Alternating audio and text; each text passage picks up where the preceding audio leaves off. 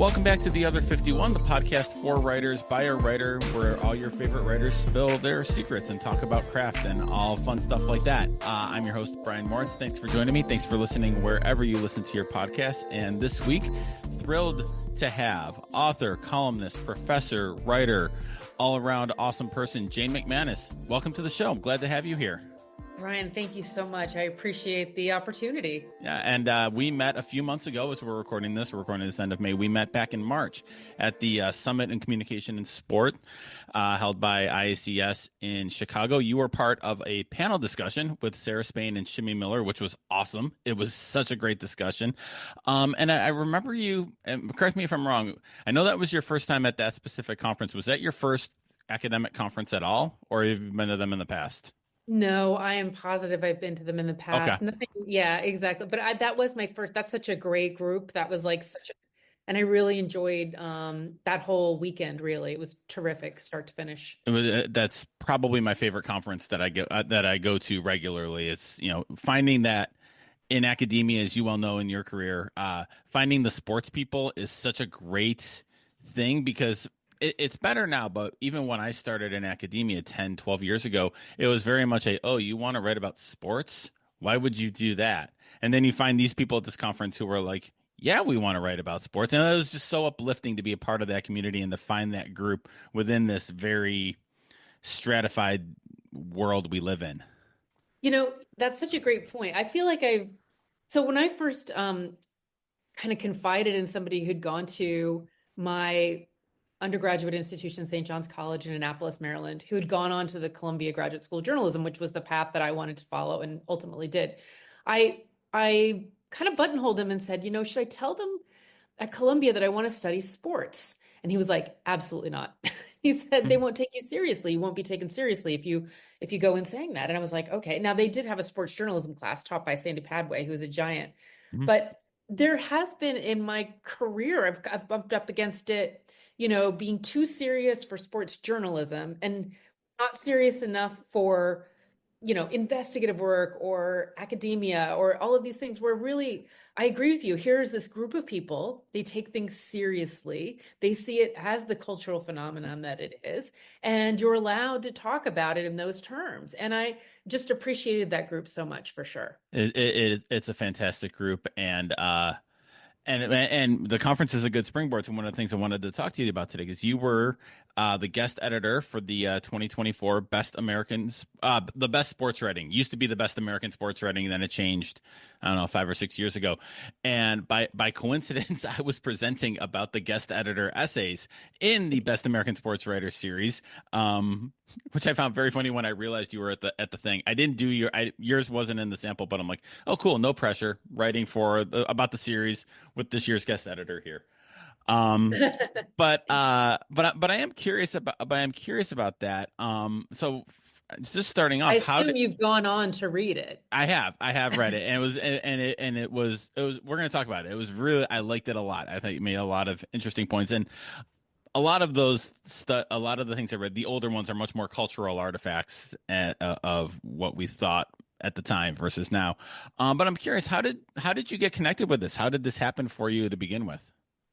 Yeah, so you mentioned the name change. There was a publisher change as well. Right. Mm-hmm. The former publisher declined to continue publishing it, and Glenn Stout, who was the editor for many, many years, not the guest editor, but there was a guest editor and an editor, and he was the editor for many years. He really worked hard to find a new home, and he found it at Triumph Publishing. So Triumph had, so they continued the tradition of the guest editor as well. And I had been on, Richard Deitsch did the 2023 year. So he had me on his advisory committee because of the way it works now, where Triumph doesn't really employ a full-time editor and a guest editor. So the guest editor has kind of got a little bit more of a lift, but Glenn Stout is still there, and he still, offers advice and so, but he also advises everybody to have kind of an advisory committee. And that way you're not kind of on your own on an island. It's impossible to read everything, but it's also, there's a lot of pressure not to miss a great story. And also you want to be able to acknowledge good writing, not just in what's published, but in the acknowledgments as well, and then the honorable mentions, because writers really care about that. We all want, professional affirmation, and this is a good chance for people to kind of get a little bit of that. So what did the process look like for you? So you're picked as a guest editor for this. So then what happened then? Like walk me through the process of what it actually looked like to be the guest editor of this. Yeah, so they have a Gmail box mailbox, and anybody can send. Okay. So, you know, I surveyed a whole bunch of people. Mirren Fader I relied on. Like, she was fantastic. And J.A. Adonde, I went back to Deitch and said, will you be on my advisory board? Sandy Padway from, who's got a kind of a different eye, but does a lot of reading still. And one of those old school longtime journalists. And Kavitha Davidson, who's somebody that I trust and I know does a lot of reading as well, and is a kind of a bit of a veteran in the business also. And kind of had them survey, like, what are you reading? Where are you seeing stories? Had them send things in, went to the Gmail inbox and saw. And I remember doing this as a young writer also, sending in my stuff and saying, hey, would you please read it? And then going, and I read, I at least started the stories, and I, quickly was kind of able to ferret out within a couple of paragraphs if this was, a young writer hungry for affirmation, or if this was really next level worthy of inclusion in the year's best. So that was kind of, and then created a list, had my advisory board send in all of their recommendations, and then went through every story and started with a longer list, and tried to get it within range of kind of what the length of the book generally is. So did you have a set number that you had to hit? Like there have to be blank stories or blank words or pages or No, I didn't. okay. Not at first. The editing process on Triumph's end was more like that. Okay, gotcha. So I submitted, the list that I thought it would be in there. Now, a couple of the stories that I submitted were exceptionally long and would have ended up being the tail wagging the dog a little bit. It's supposed to be an anthology and read like an anthology, as opposed to, you know, a main event and a series of other stories. It's, Right. you have to, so there's that balance. And one story that I particularly love by TJ Quinn about Brittany Griner and was fantastic, but the length was such that it would have really meant that a lot of other stories weren't able to make the cut. So that's where those difficult conversations kind of started to come in.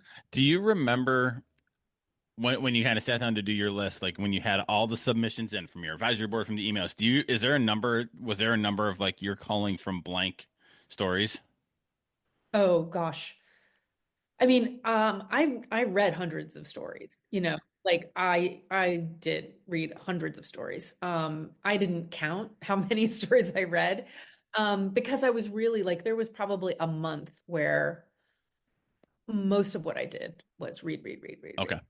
Like Yeah. yeah, because so Deitch, who had it the year before, he he was relentless in the way that he read, and he kind of gave me a heads up, like, you don't want to miss a great story or a great writer. And so kind of going into it with this kind of thing, like, you want to pick out a few new voices and Hmm. kind of see a few new voices. And also, nobody's an automatic, right? Like, that's the other thing, is you don't want to just read the byline and then make a decision from that. You really need to read the story and evaluate it on the merits. So yeah, so that was all part of the process too. So I'm curious about the evaluation process too, and how formal or informal it is. But like when you sit down to do this, and maybe your work with Richard and as a on his advisory board helped out with this, but did you have an idea of best in your mind? Do you know what I mean? Like this was best, this is what I'm looking for when you sat down to start reading them. Was it more by feel? Like how did you kind of start? Because I'm guessing a lot of these stories were very good submitted, Yeah. if not even the ones that didn't make any kind of cut. So how did you start? Like, what's the standard that you were reading for with this? Yeah, so this also, like, Deitch was super helpful with this too. and basically what I ended up, it was the stories that I woke up the next day thinking about. Okay. I mean that's as unscientific as it gets. Hmm. If if there were a different person doing the picking, there would be an entirely different slate of stories. With the exception of that Sally Jenkins piece, that would have made any Oh, edition. I mean, 100%. Yeah. there are a lot of I think stories actually like that. But I think, that it's the margins, right, where it really is a matter of taste. What is it that you feel like is good? So I also wanted to kind of balance things out a bit. So I didn't I would want stories about one sport. I think, like, and I think if you go back to the older editions, if there was a guest editor who was super into baseball, you find a lot of baseball stories. I have been somebody who read about women's sports and I take an interest in women who write. I didn't set out to set up a volume that had more of that, but this is the volume that has just happens to have more women as writers and more subjects who are in women's sports or women who work in men's sports. So I think, there's that. I find like things that are kind of interesting or quirky. That Emily Son story about Virginia Craft, who was one of the first sports writers at Sports Illustrated, who covered he was the big game hunter. Like that story is wild on so many levels.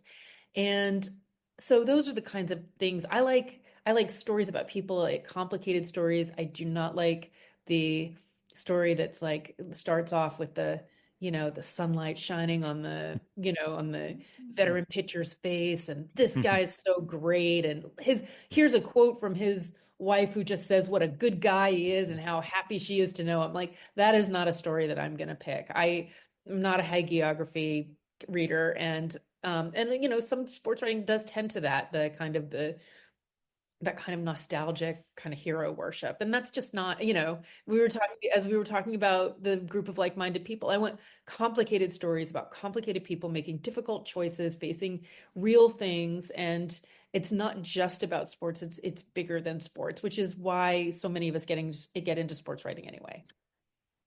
I mean, you mentioned the young, well, you could tell very quickly whether a young writer was looking for praise or looking for affirmation or submitting it. And I'm curious about that. And someone who teaches, you probably see this too, but what what hooks you in a story? You just mentioned kind of what turns you off, and that's as important to know, I think, for writers and young journalists too. What can turn an audience off as well as what can turn an audience on. But what is it that is in those first couple graphs that hooks you? That's like, oh, we got something here. Um, Yeah, so there are for like a real feature, like the classic kind of best American sports writing kind of, I think it's the scene setting at the very beginning. You are there. It puts you next to somebody you'll never get next to, or you in the head of somebody that you will never get in the head of. That's the kind of thing, like showing me the work, that you've actually been there, right? So much I think of sports writing is today is, or not sports writing necessarily, but sports conversation. It's projection, it's emotion, it's opinion, it's, the lowest hanging fruit. So I want, you want something that's in that literary tradition, that's the writing is there. The exception for that for me, was a really well reported investigative piece where you couldn't necessarily get into the adjectives and the writing in the same way because the accuracy was so important, because your legal department was telling you if you didn't write it this way that you would be sued because your information was so good. So I think those were the two kind of things that I was looking for.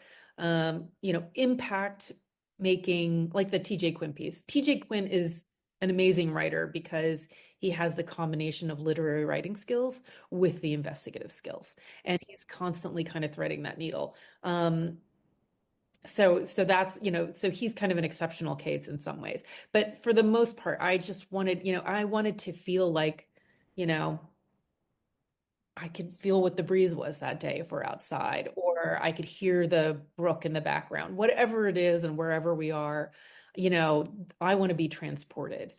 into that scene and who's talking and what the issues are. So that was kind of the big thing for me. So it's a question that I address with my students a lot. And Sam Borden from ESPN and I had a conversation about this a few weeks ago, and we talk about this a lot. You know, those details are like so canonical to how we teach writing and how we teach reporting and how you read it. For you, both as a teacher and as a writer, I'm curious, what is the line between the right detail and too much detail? Because it's one of those things where you feel like you can Yeah. overdo that really easily and get so into the minute details that it can take away. Like, so what's your balance on getting those good details and feeling the breeze, but making it like getting just the right details? Do you know what I mean? Yeah, I mean, I don't know what the exact formula is. I'm sure someday AI will break it down and tell us how many adjectives per word we need in order to make it hit that sweet spot. But I think what it is, it's weaving those details seamlessly into a narrative that tells you information so that you're learning as you're reading. And that's really, I think of like those great Bill Nack was a horse racing writer for Sports Illustrated for many years and wrote a lot about Secretariat and wrote the book on Secretariat, but he had a real gift with like weaving in not just, information, scene, but also like rhythm. Like he would literally use iambic pentameter sometimes in his leads. And I know because he came to visit my journalism class, sports journalism class at Columbia. Sandy Padway brought him in because Sandy Padway had been his editor, and he once I was on deadline. It was like uncharacteristic of Sports Illustrated because he was literally writing on deadline. Usually they had a day or two before the stories ran, so you could kind of tinker. And an editor changed one of the words so that it disrupted the rhythm, Oh and he was no. livid. Yeah, he was livid. So like that's the kind of thing, and very few writers are actually writing for rhythm now. I mean, Mhm. it's challenge. I mean, you are kind of like writing because you think a certain thing sounds well, but nobody's actually like looking at rhythmic structure for the most part. But I think it's that balance. Yeah, and I wanted to ask about the essay that you wrote at the Leavitch, just because I was knee deep in those for a very long time. And as you sit down to write that, a lot of it is doing the work of, there's an actual job. You're introducing the stories that are going to be in here and kind of any kind of big theme to this piece and the actual stories. But how did you approach that? Because that gives the writer a chance to kind of riff on sports journalism and sports media and the state of things. So you're the first person I've interviewed who's written one of these after reading all of these. So how did you approach that? Well, I wanted to anchor the stories in the moment that we're facing, which is we're at a bit of an existential crisis for this kind of writing. Mm-hmm. And you're a teacher, I'm a teacher.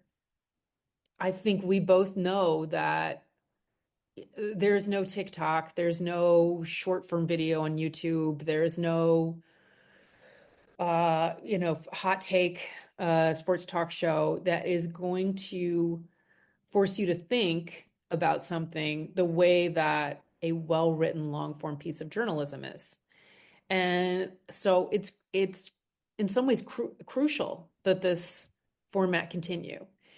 Um, and that we really do appreciate it. So I wanted to write something that kind of was a bit of a love letter to this kind of writing, but that also, kind of made a plea for it as well to editors, to media outlets, um, to readers to continue to kind of support this kind of journalism and writing with their eyes, with their dollars.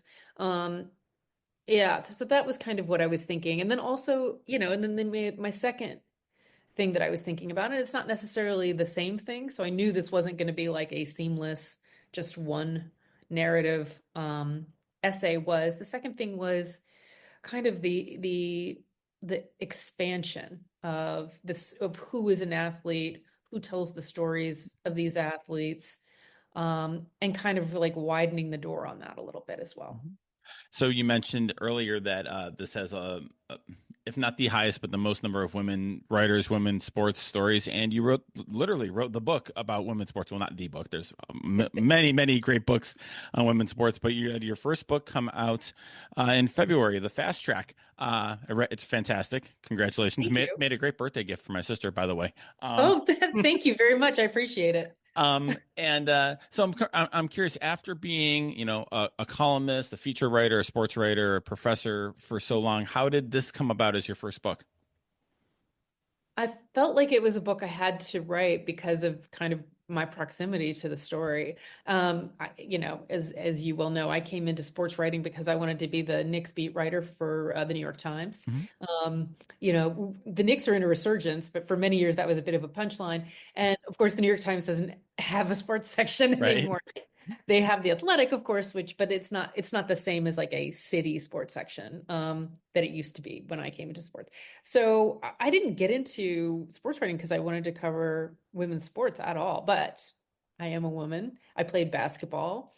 I love sports. Kind of, I don't know. I had a level of naivete when first of all, I didn't know women could be sports writers. So it wasn't until somebody else pointed out to me that I could do this that I was like, oh, that's a good idea. Also, my background is not like, people don't get a liberal arts degree at St. John's College and say, I'm going to go into sports writing. Like that's not a conventional career path.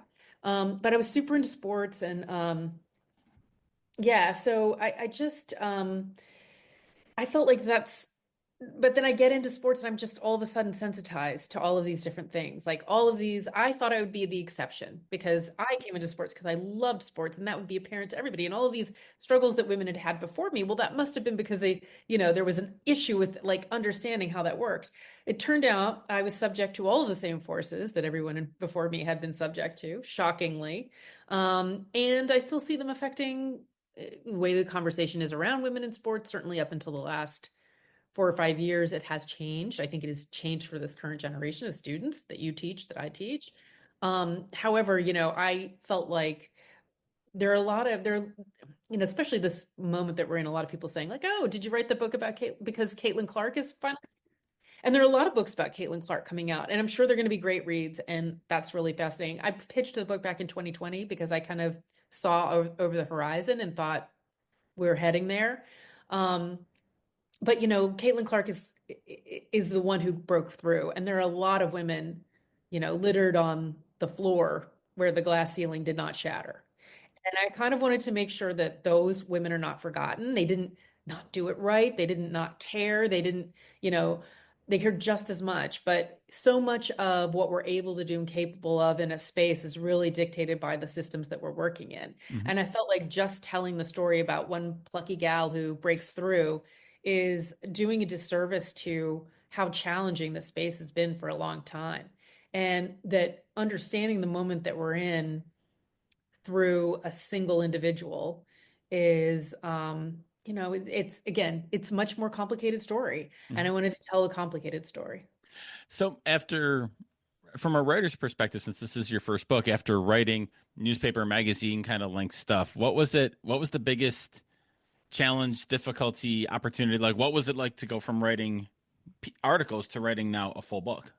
Yeah, it was terrifying and it was hard. And I thought it would be, I was like, oh, I'm a writer. This is not a problem. They give me a year to write this. How excessive. Like that's kind of what went through my head. Again, hubris. I like wouldn't have done half the things I'd done if I'd actually sat down and thought about them beforehand. Um, but yeah, but it was really hard. And the focus required to write a book was something that I hadn't had to access in a lot of ways. It's like, I mean, in some ways, it's kind of like the focus you need to write a really good syllabus, like a really detailed, really good, syllabus, only like 50 of them. It's like you really have to think about things in layers and also and I don't necessarily, I'm not, I don't know if I'm a Bill Mack, like I have a lot of strengths as a writer, but like that gift, I don't know. There are times when I go back and read my stuff where I'm like, oh, maybe I do have that gift. But in the moment, I rarely think I'm reaching those kinds of literary heights. So that's challenging too, kind of reckoning with your own talent and the limits of your own talent. to be really candid about it, like it's not, I'm not doing myself any favors by saying this.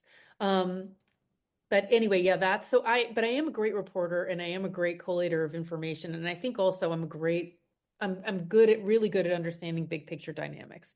So it's trying to kind of get all of those, and you can be a great writer. And if you don't have those other skills and you're not able to report things out, go write fiction, I guess. Right.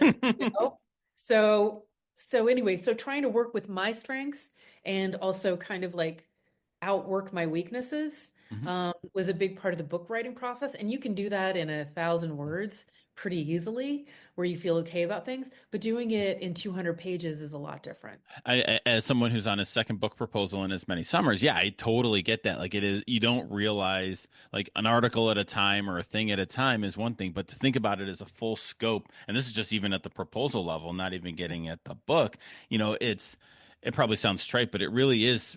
For me, I love your take on this. The difference between sprinting and marathon running, like it's the same thing, but it is very different skill set, very different kind of things that you need to be able to do. It's not a one-to-one transfer of skills.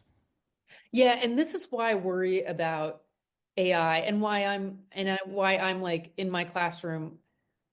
I don't want my students to use AI to write a single word. Like you need to be the thinking piece of it. You cannot outsource that. And we're all sunk if someone for outsourcing our thinking. And I think in the learning stages, it's one thing if you need an assistant to write an email reply to, a company you're trying to get a refund from. Right. It's another thing if you're in an entry level writing course. So anyway, Yeah. I completely agree with that. And it's a process thing. Hmm. And the AI thing, just really quickly, one of the points you made in your guest essay in the sports writing anthology was, and I hadn't thought of this, but I love it so much, is the one of the dangers of AI from a media perspective is how it takes away those entry level jobs in newspapers. So like it can do high school roundups, but that's how I cut my teeth along with covering other stuff like those Friday nights where you're getting 500 names to put in the paper. Yeah, that can be automated, but yeah, and it's one of those things I don't want to sound like the old man yelling at the cloud of how it used to be, but like that, you learn a lot about basic story structure and basic reporting doing that. And it does feel like by taking that away, it really does create like this top heavy industry of like you got the people who can really do the great stuff soon, but then there's no pipeline coming up to of young writers, young men and women who are doing this.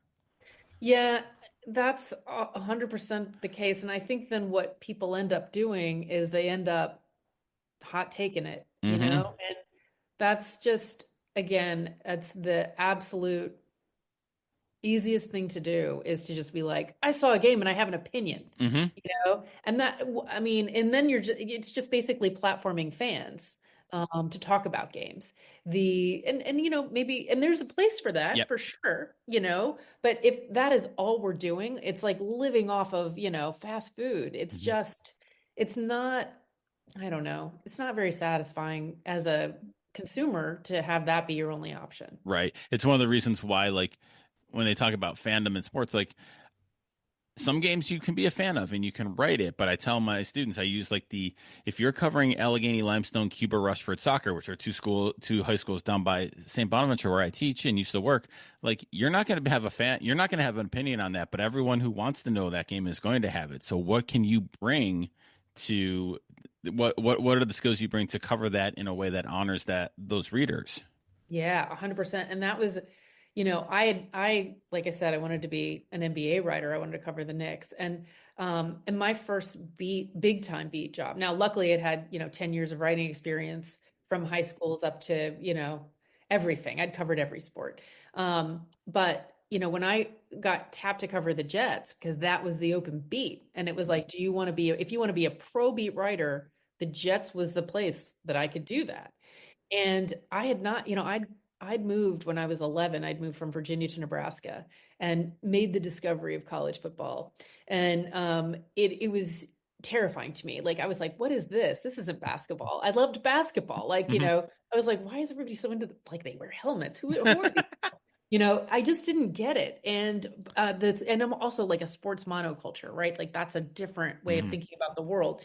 And here I was faced with my first assignment being, football. That's kind of Hmm. like thing in the back of my head where I was always kind of been like, Hmm. football, and then someone did say to me, like, look, every single person who reads your copy is going to know everything that's happened about this team, and you have to know more than that.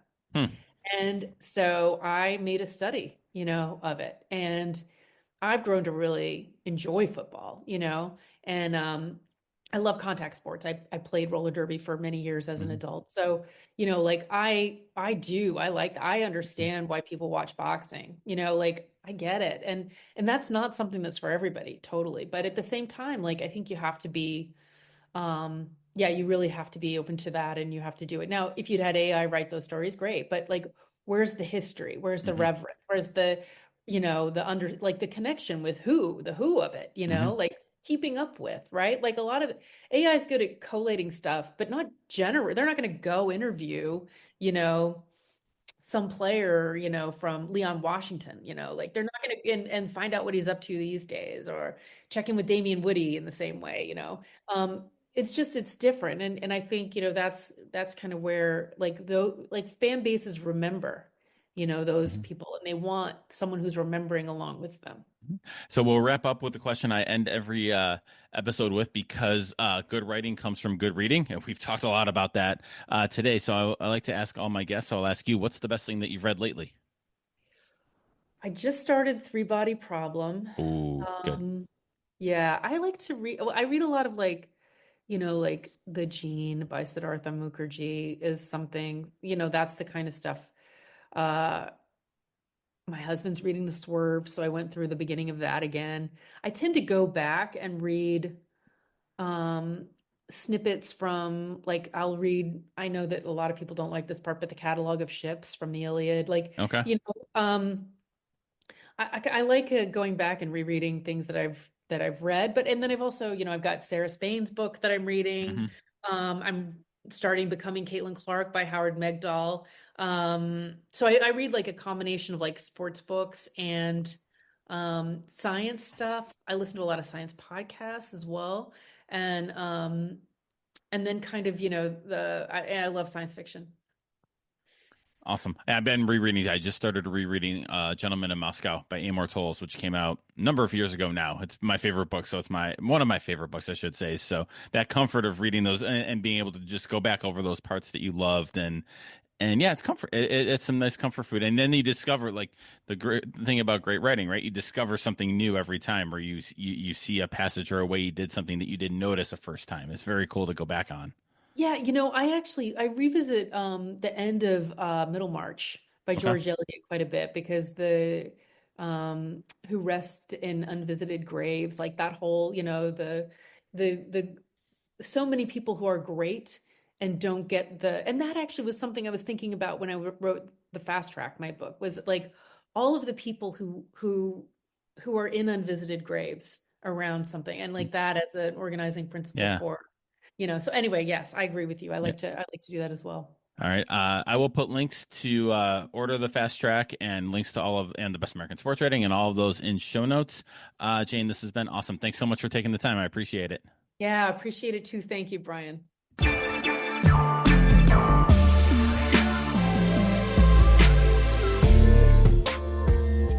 Thanks for listening to The Other 51. Special thanks to Jane McManus for being this week's guest, and to Molly Yanity for bringing Jane to IACS and kind of getting this whole thing started. You can read all of the stuff Jane and I talked about through the links at our show notes. If you like the show, please consider leaving us a review wherever you listen to it. It does help people find the show. Jen Moritz does our graphics. Our music is by Ellie Moritz. I'm Brian, and I'll talk to you soon.